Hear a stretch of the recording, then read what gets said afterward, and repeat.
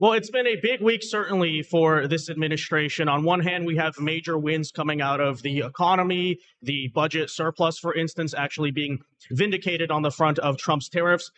Mayor Karen Bass over in Los Angeles is in complete disarray over immigration. But simultaneously, at the same time, is this Bongino, Bondi, Epstein situation something that could potentially muddy the waters of that or damper that? We're going to recap for you all of the events of this week on today's special stream. I would like to thank the folks over at Rumble for bringing us on, allowing us to stream right now. We are at Turning Point USA's Student Action Summit here in Tampa, Florida. And ladies and gentlemen, we have a special guest. Came in very last minute in the studio. We'll introduce in a second, but first, I would like to introduce a familiar face over on this channel. You may remember him from our election season over here. Chandler Crump, how you doing? Doing great. What's going on, ladies and gentlemen, boys and girls, people of all ages from all across the world? My name is Chandler Crump, and we are here live at Turning Point USA Student Action Summit in Tampa, Florida. It's going to be a great time. And ladies and gentlemen, I'd like to apologize for the late start. We have a special surprise for you. The one and only Roger Stone is in the building. So, how you doing, Roger? Great to be with you.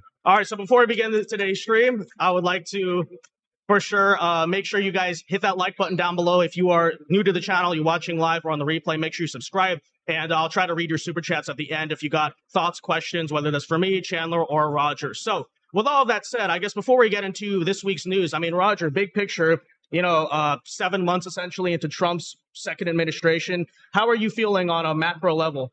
If I had to rate the president, I guess I would rate him A+. Mm-hmm. We have sealed the border. We have gotten much better tariff deals with our trading partners. So for the first time, we have trade arrangements that benefit both countries, not just our trading partners. Our NATO partners who are delinquent to the tune of hundreds of millions of dollars have been forced to pay up. We are deporting hundreds of thousands of dangerous illegals. We have finally beat back the judicial tyranny in which the left would go forum shop to find crazy left-wing judges who would issue orders for the entire country, not just their jurisdiction. So I think the president's doing extraordinarily well. The Dow has hit a record. The dollar is stronger than ever before. Unemployment is down. Inflation is down. I think we are entering the golden age the president has spoken so much about. And that absolutely leads us here into our first story, because this came out just yesterday, according to CNBC. Despite all the fear-mongering you've heard about tariffs, on one hand, we've had very low inflation, right? Virtually non-existent. Jerome Powell continues to be proven wrong and wrong time and time again here. But just out of yesterday, per CNBC, apparently the U.S. Treasury is now running a surplus in June 2025 as a result of Trump's tariff. Apparently, back in May, as usual, we were running a deficit, right? Minus $316 billion. Now in June, plus $27 billion. And if you're at all coy or wondering about that, they are explicitly stating here, this is due to increasing tariff collections that are helping to shore up the government finances. I have two questions. First of all, are the experts ready to admit they're wrong about everything? But also, secondly, where are the so-called budget libertarians who had a big freak out over, Trump's big, beautiful bill? But Chandler, really quickly, your thoughts. I mean, can you believe it? Who would have imagined that if you tax other countries instead of the American people and you reduce spending, you cut what was it called, USAID and all those other programs that were sending hundreds of millions of dollars to other places for no good reason, that it would have actually given us a budget surplus? I think the experts should be ready to turn around and say they're wrong. And I think we should start with Jerome Powell, the head expert that had us with the absolute worst inflation we had seen in decades in the United States under Joe Biden. It's time for people like him to resign and say, listen, I was an expert. Now I'm not. Clearly, I don't know how to wonder or how to function in this great, beautiful, golden age we have in America now, and this big, beautiful bill, I can't even begin to wrap my head around it. They should say that, at least. And on that note, we just got the news yesterday out of the chairman of the new board right now of Fannie Mae and Freddie Mac, Jay Polte, saying that he believes Jerome Powell is considering resigning, and he put this out in a statement. What are your thoughts on the whole situation? Well, he certainly should resign for a number of reasons. There are two criteria that Jerome Powell is supposed to be using to determine whether interest rates should be cut. Those are inflation and unemployment. The inflation rate and the employment rate right now are substantially lower than they were when he cut rates to try to get Joe Biden reelected.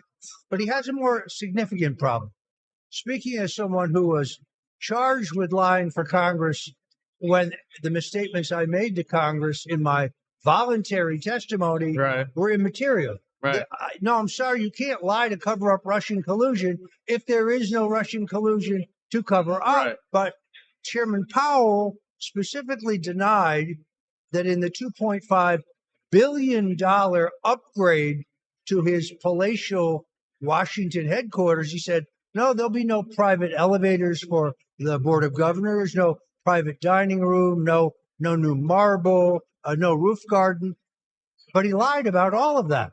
So this is very simple. Speaker Johnson needs to send a criminal referral over to Pam Bondi. Someone needs to wake her up. Then she needs to send FBI agents to Mr. Powell's home at 6 o'clock in the morning, like they did to me, for lying to Congress, and he should be charged and convicted. Once he's convicted, it would vacate the position.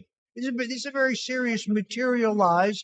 I don't know how the average American can't get a cut in interest rates, but Jerome Powell gets a $2.5 billion upgrade to his office. It's outrageous. And I think about this too. I mean, the Biden administration, largely because he was criticizing the border crisis, indicted Eric Adams over what, like $2,000 worth of flights or something? That is actually, I have to correct you because that's incorrect.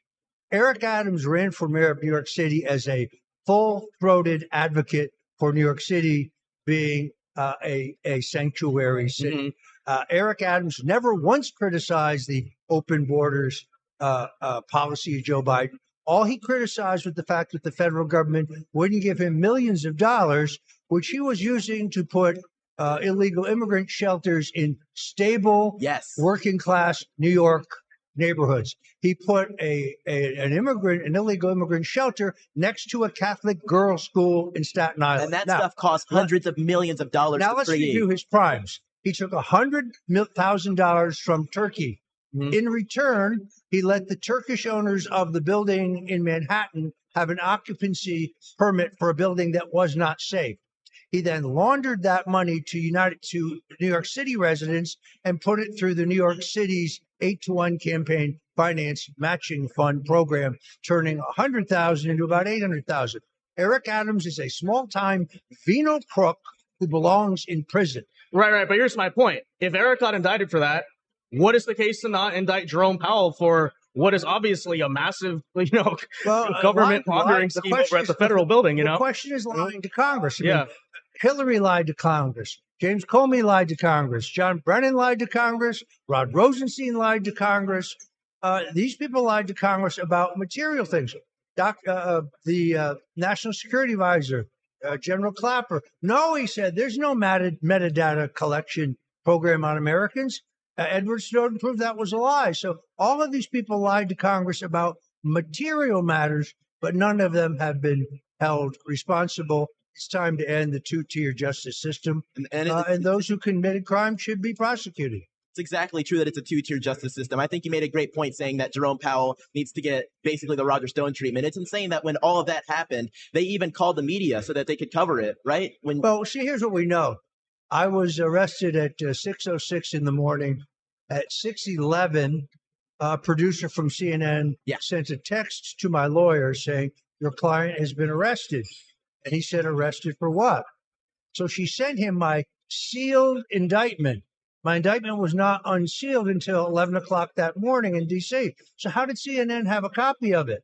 Well, in the metadata collection tags of the document were the initials of Andrew Weissman, the man who wrote it, the man who leaked it, the man who gave it to CNN. So CNN won an award for their brilliant investigative journalists. They guessed that I was going to be elected. No, Andrew Weissman tipped them, and that's why they were there. I still find it curious that CNN didn't cover any of Donald Trump's campaign rallies, but they had a full camera crew with a very special slow motion camera in Butler, Pennsylvania. How coincidental. How coincidental indeed. All right, moving on here, though, to our next story. We just covered the economy, obviously, doing much better than that criminal Jerome Powell ever could have expected. This week on the immigration front, You have Karen Bass once again looking completely helpless. More ICE riots breaking out in Los Angeles, but apparently she's now launching an executive directive, whatever that means. That basically is to demand that ICE will stop. Newsflash: I don't think they're going to stop. They just look so helpless, don't they? It's just a repeated show. The LA Democrats. Look, I think she's trying to revive her reputation after she fumbled the fires Absolutely. very badly. Absolutely. Very bad. And now I understand they're going to give cash payments to people who are here illegally. California is been destroyed. Gavin Newsom wants to run for president. Maybe he can borrow Mike Dukakis' own slogan. He will do for America what he did for California, which today is America's largest outside toilet. It is a disaster of crime, drug addiction, homelessness. It is almost beyond belief. I do think it's important to note that unlike the Antifa BLM riots in President Trump's first term, he moved aggressively to crush those who are acting illegally. And if he has to send more Marines or more of the National Guard in, he should do so. This is a test. The left is testing him. Yeah, it's a test, and Karen has passed the test every single time, or sorry, has failed the test every single time, and now it looks like Trump is passing the test. I mean, you made a good point with the riots that Trump was actually able to say, hey, we need to get people in there and calm things down as soon as possible. And of course, every single liberal out there in Los Angeles and California was like, this is the media, this is the dictatorship coming down and forbidding our right to protest again. What do you think of that? I mean, that was truly insane. Come on, wait a minute. It was a peaceful protest. Very peaceful. People are throwing rocks and bottles, destroying bricks, Teslas now, chunks of concrete and baggies full of feces and urine at law enforcement and ICE officials. No, the president needs to crush these insurrections very quickly. Otherwise, they will spread across the country. Karen Bass, who admits that her political hero is Mao Zedong, I think she spends most of the time in communist China. She's got to come back and deal with all this. Did you see her come out and basically say that the riots didn't happen? Yeah. You know, the Democrats live in an alternative reality today. At some point, what she's doing should be deemed as obstruction, and she too should be arrested. Every single one of these people are, in my opinion, violators of their oath, because every single elected official that gets sworn into office says an oath that they're going to uphold and defend the Constitution, uphold and defend their jurisdiction from enemies, foreign and domestic. Every single time these people let this thing happen, or sometimes even incite it to happen, they are in violation of their oath. Well, it's one thing to speak. Yeah.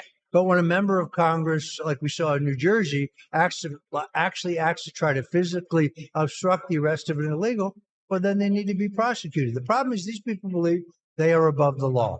Yeah, they think they're above the law, and they really aren't, but the two-tier justice system makes them think they are. But I think it's really important right now, as we're looking at things with the Attorney General, for instance, and starting to really call it out and say, hey, listen, is Pam doing the job we need her to do? Should we start looking in a different direction? Because, you know, this two-tier justice system isn't really going away yet. Are we starting to make things happen? Yeah. But I think as we're going to segue into our next topic with the Epstein client list, people on both sides, including even, you know, on the conservative side, are starting to say, hey, listen, they just, you know, for months and years have campaigned, we're going to release the Epstein client list. Jeffrey Epstein didn't kill himself. And now we're a few months into this administration. We have Pam Bondi, we have Dan Bongino, we have people in there. And now all of a sudden they're saying, actually, Jeffrey Epstein did kill himself. And oh, yeah, there is no client list, even though we had some influencers walking out of the White House with a binder that looked like it was full of information.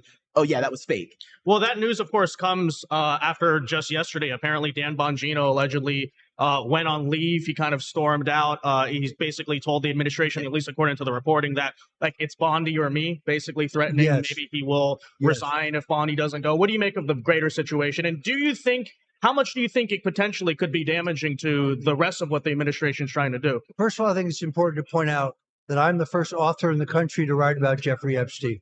In my 2015 book, The Clintons' War on Women, the longest chapter, two times longer than any chapter in the book, is the chapter on Jeffrey Epstein. Wow. You can find the FAA manifest for the Lolita Express. You can find his phone book. You can find his CIA connections. It's all in my book. Secondarily, I really, you know, the buck has to stop someplace. Yeah. So Attorney General Bondi, where is the investigation into the origins of the COVID-19 investigation? Where is the investigation into the fact that the Chinese interfered in our last presidential election and we caught them bringing fake driver's licenses into Chicago, 20,000 of them. I suspect that is not an isolated incident. Where's the investigation of the New York bank that Letitia James, the Attorney General, knew violated Iranian sanctions to the tune of $90 billion, with a B, $billion. What we get from the Attorney General is inaction. I like Pam Bondi. I've known her a long time. I don't understand it. Tucker was here yesterday. He said it. It is not it's an established fact. Alexander Acosta, the U.S. Attorney, who basically rubber stamped the state's undercharging of Epstein for sex crimes, said under oath he was a CIA asset. I was told to back off. It's time for the president to appoint a special counsel to pick up and review the entire Jeffrey Epstein matter. I can name two individuals who'd be excellent at that, but one would be former Congressman Bob Barr of Georgia. He was a U.S. attorney. He had worked as an attorney for the CIA back when the CIA had a non-deep state mission. He would be ideal as a special prosecutor. Not Bill Barr, Bob Barr. Yeah, I think it's an excellent point to mention, though, about the special counsel. When the Democrats had power, or had some power after Trump was first elected, and they had the entire Russian investigation, we spent years and hundreds of millions of dollars on that investigation just for them to come out and say, oh yeah, there was nothing there, because there was nothing there. Now we have all of these different, crises and controversies going on right now that have been going on for years. Like you mentioned, the COVID-19 crisis, or even some of the things that have been happening more recently. We have to sit back and say, why hasn't there really been a big investigation? Why aren't there people actually getting hauled away? Why aren't we getting justice for these things that have been done against our country for all this time? I think at the same time, though, people are tired of the so-called investigations, right? People want action. People want to see things really fundamentally change in a way. This is why I think it is important to recognize that voters are far more concerned about the cost of a gallon of gasoline, the cost of a dozen eggs, whether they can find affordable housing, how much their dollar will buy, whether their brother-in-law can find a job. All of those indicators, Trump is doing an amazing job. But he did promise us full disclosure on Epstein, and he has to deliver.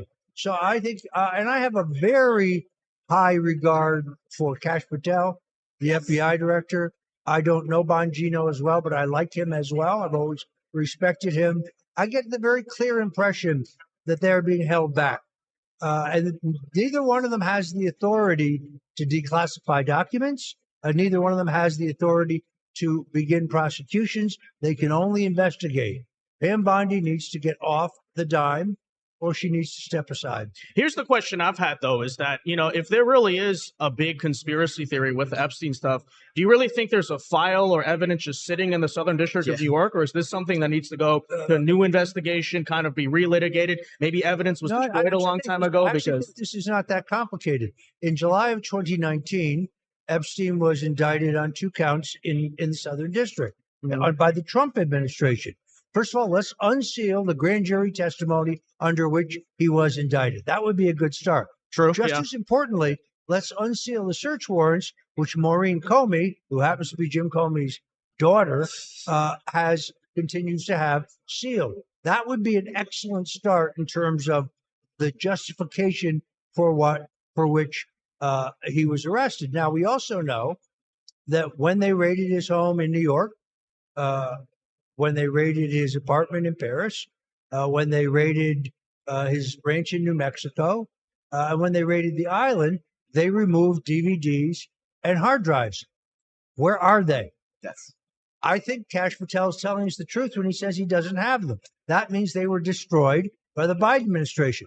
Let's find out who had them, what was the chain of custody, and determine who destroyed them.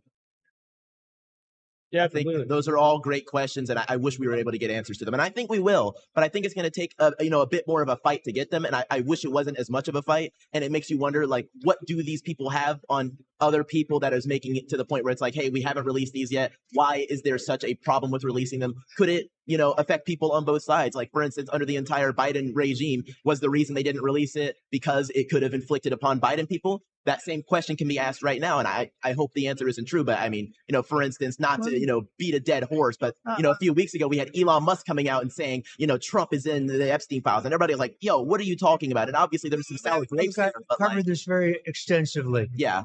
Unlike Steve Bannon, Donald Trump was never at Epstein's home in New York, never visited him in Paris, never went to the island. Right. Donald Trump was at Jeffrey Epstein's home in Palm Beach one time for a fundraiser for a nonprofit. We have the sworn testimony of Virginia Giuffre, the Epstein victim who we're told several weeks ago committed suicide. I interviewed her for 6 hours for my book. I read every word of her testimony. I don't believe she killed herself, but she was there. She said Trump acted like a perfect gentleman. No, it's not Donald Trump who's in the Epstein files. It's Bill Clinton. It's the Israeli Prime Minister, Ehud Barak. It's U.S. Senate Majority Leader George Mitchell, Democrat of Maine. It's former New Mexico Governor Bill Richardson. It's the scientist Stephen Hawkins. All of this is in my book. Now, is there pressure from Israel, from the Brits, from the Saudis? Because we know Epstein worked with Adnan Khashoggi in gun running for the Saudis.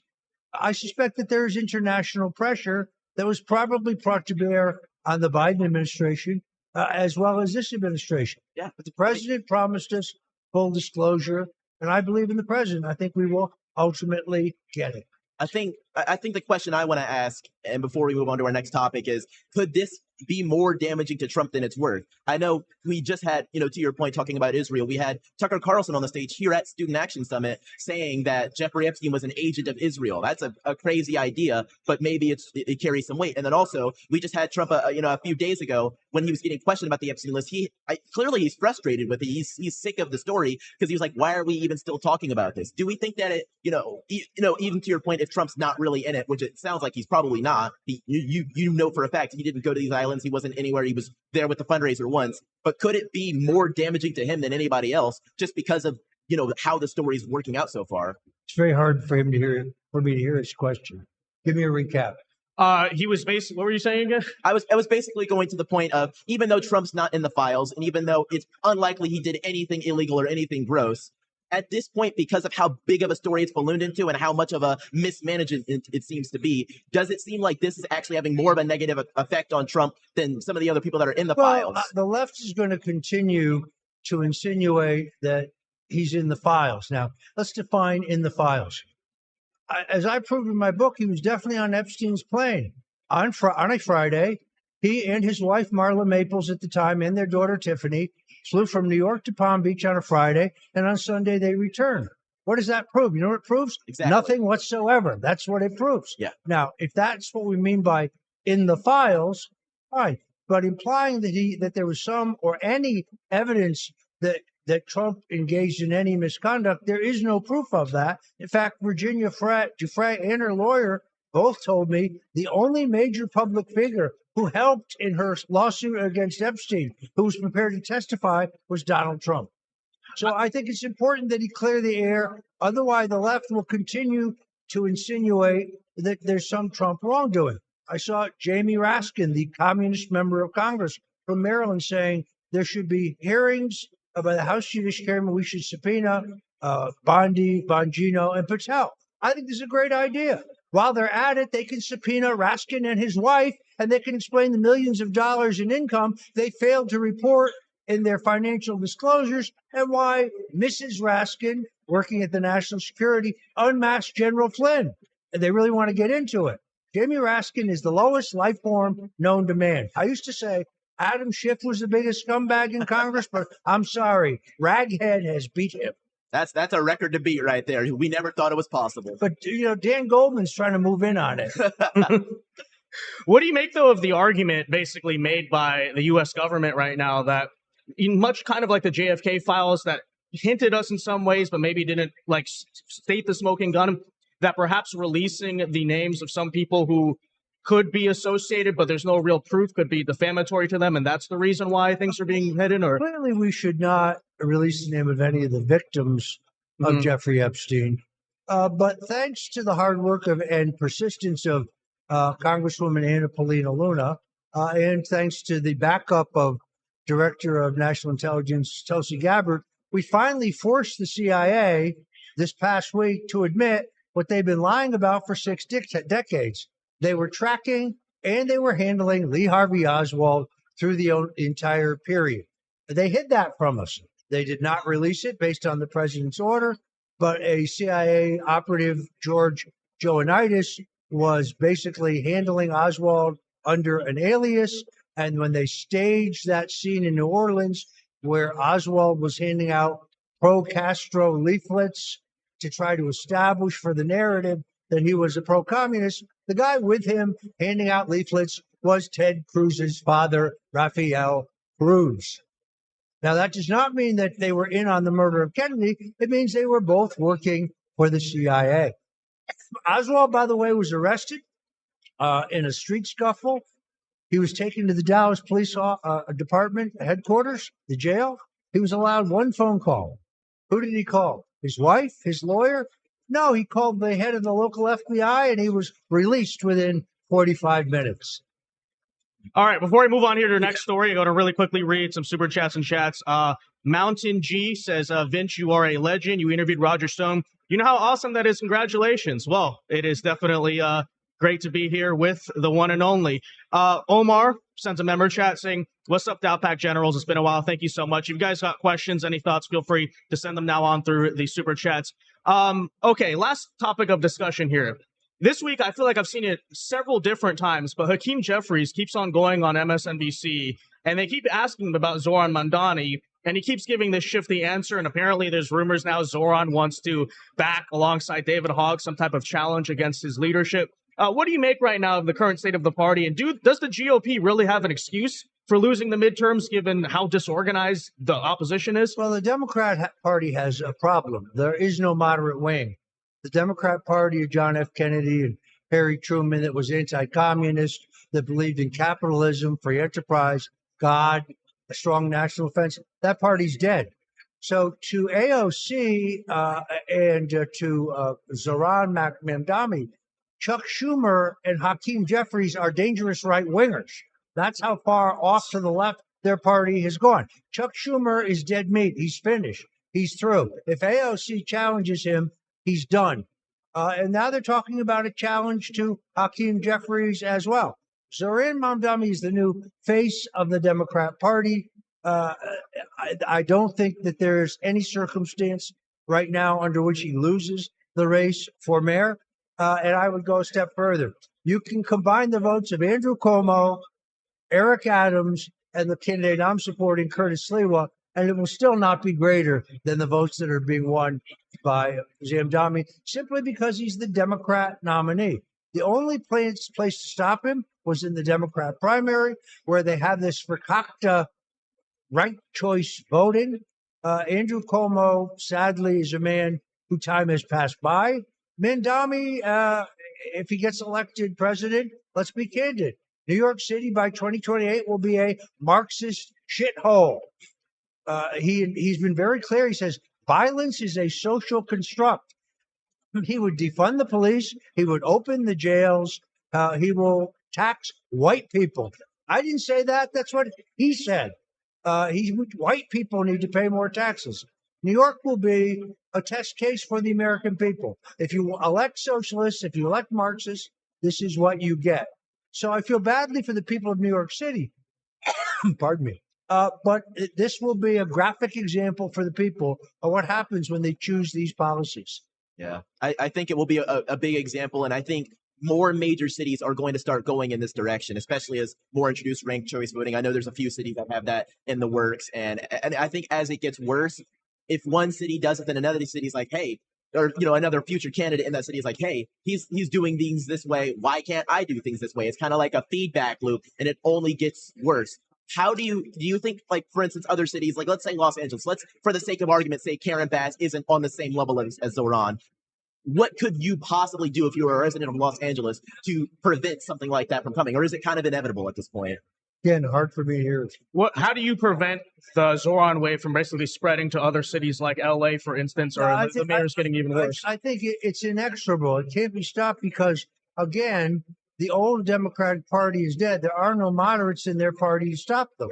And also because they are, oddly enough, Mamdani wins for the same reason Donald Trump wins. He positions himself as an outsider challenging a corrupted system. Meanwhile, he says he's running against dark money in the super PACs, but his campaign is completely funded by dark money from millionaires and billionaires. It's a fugazi.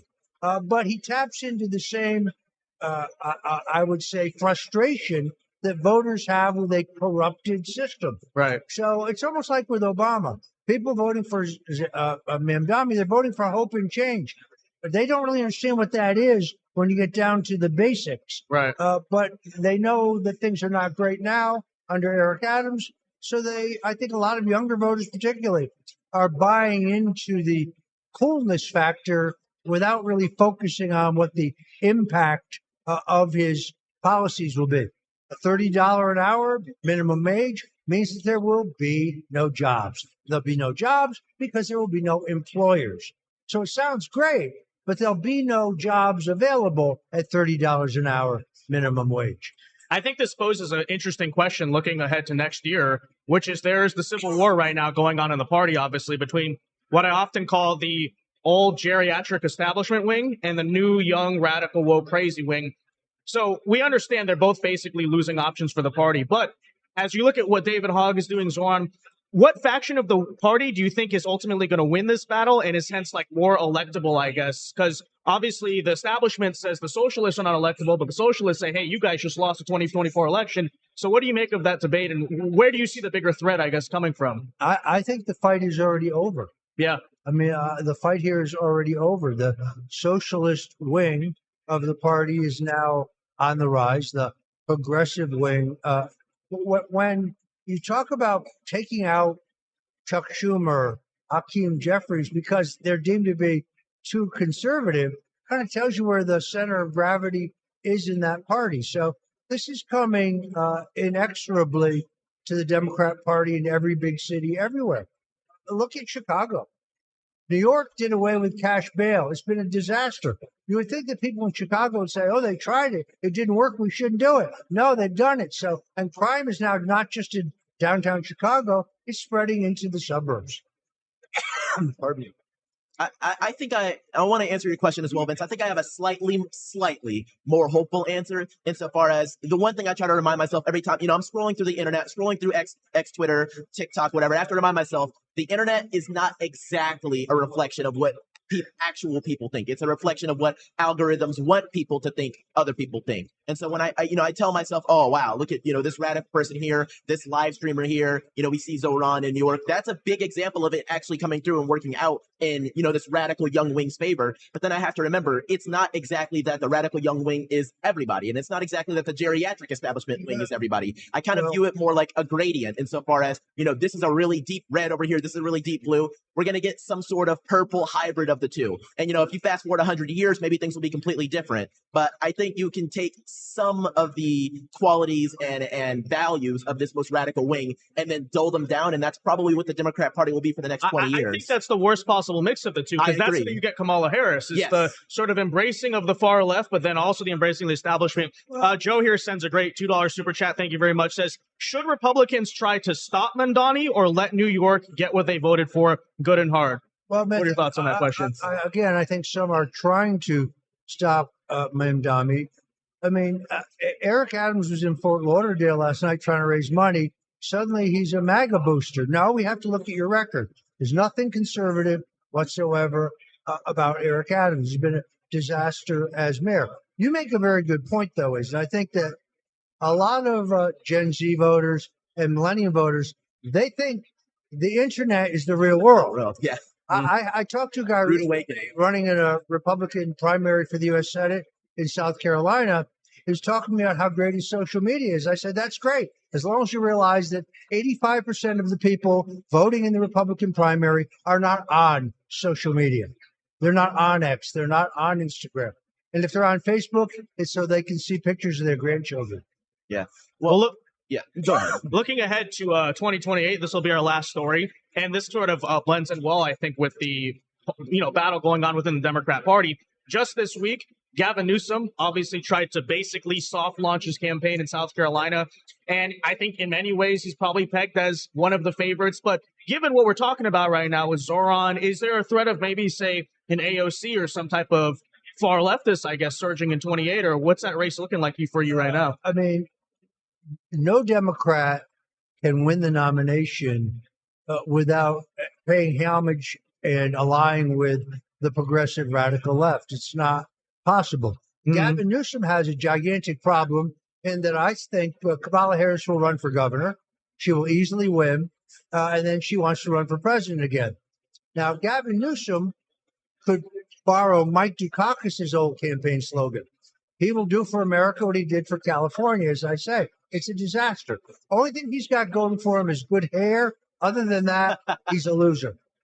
I think he's got a little bit more than the good hair going for him because, I mean, he's a relatively well-appreciated figure in some circles. I do think his Achilles heel is just going to be look at how he ran California, but there's some amount of people, as delusional as it is, that will look at that and say, I want my whole country to be like that. My concern with him is I feel like, when I watched the fires happen, I said, that's it. He's done. And then he just has this ability to basically weasel his way out of any failure. Yeah. And does that, to you, concern you at all? I think in the wake of the fire, we saw him try to kind of swing right. He had Charlie Kirk and Steve. And his own voters blasted him for that. Right. Yep. And now he's trying to reinvent himself as the anti-Trump. And what I really like about the guy is the way he talks with his hands constantly to try to distract you from exactly what he's saying. It's really weird. It could work.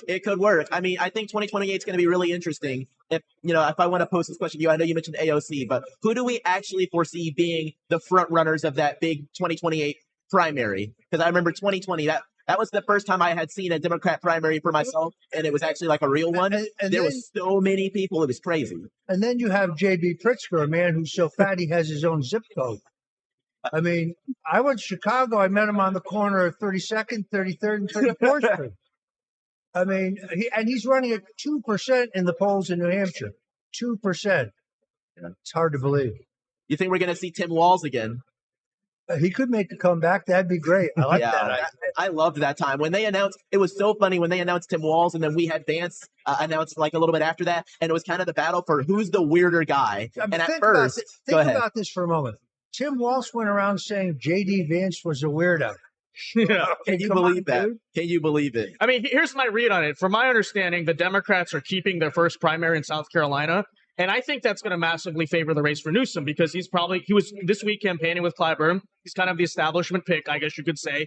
Walz, maybe if the first race was still Iowa, might have a shot to get off the ground. But I don't know. What do you make of that? That's sort of my read on the way their primary structure now, post 2020, is handed to the establishment basically because of Clyburn. Well, one thing we know, which Bernie Sanders learned the hard way, as did Bobby Kennedy, is they will rig the rules any way they need to try to come up with the desired nominee. In fact, they won't let the caucuses, the primary, count at all. There's no primary voter, no caucus voter voting for Kamala Harris. Yeah. She was just anointed. Evidently, they don't know we have a no queens policy in this country. Yeah.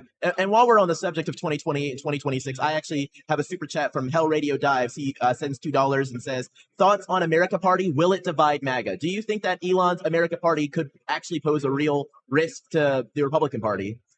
I think Elon, I have great respect for Elon because of everything he's done for free speech. I think he had the courage to take the Twitter records that proved that the intelligence agencies were working with Twitter to censor people who question the 2020 election or question the safety and effectiveness of the COVID-19 vaccination or question whether Hunter Biden's laptop was real. I also think he did a great job of uncovering not millions, not billions, but trillions of dollars of waste, fraud, and corruption. On the other hand, he's going to find, particularly in an off-year election, starting a new party is far more difficult than he thinks, no matter how rich he is, because the state laws that govern how to get on the ballot are written by Republicans and Democrats working together to make it as difficult as possible. Some states you would have to file candidate petitions. Other states you would have to file party petitions. Parties are usually formed, when we've had them in America, around some well-known charismatic figure. Ross Perot was an interesting character. So he had the money and he had the public profile. Now try going out and getting signatures for a candidate whose name I can't even tell you yet. So I would much rather see Elon use his money within the Republican primaries to challenge establishmentarians. And I can think of a few, like, I don't know, Lindsey Graham. Yeah. All right. Well, Roger, I know you got to go. So thank you so much for your time. It's an honor and a pleasure as always. Happy with you guys. Good having you on. What's next for Roger Stone? So I should point out that I do a radio show every day, 8 o'clock Eastern on 77 WABC. You can go to WABCradio.com at 8 p.m. every weeknight. And then on Sundays, for the Roger Stone Show, again at WABCradio.com from 3 to 5 Eastern every Sunday. And then, of course, you can always visit stonezone.com. For sure. Thanks for coming on, man. Really quickly, want to read a quick super chat here from Straight Rippin 93 for 2. Says Newsom is the T1000 from T2. Won't go away. So true. All right. With that said, guys, thanks to everyone. Sorry, I have one more super chat as well. I have $100 from my boy St. June Park. He says, "More Bravo, Chandler. So happy to see you. Good to see you as well, St. June." Thank you. All right. With that said, guys, thanks for tuning in. I will definitely be live more on my channel very soon. It's actually good timing that this came up. I'd like to thank the folks at Rumble, the folks at Turning Point Over for having us here. And with that said, guys, make sure you hit that like button down below. Subscribe if you are new. And until next time, God bless and peace.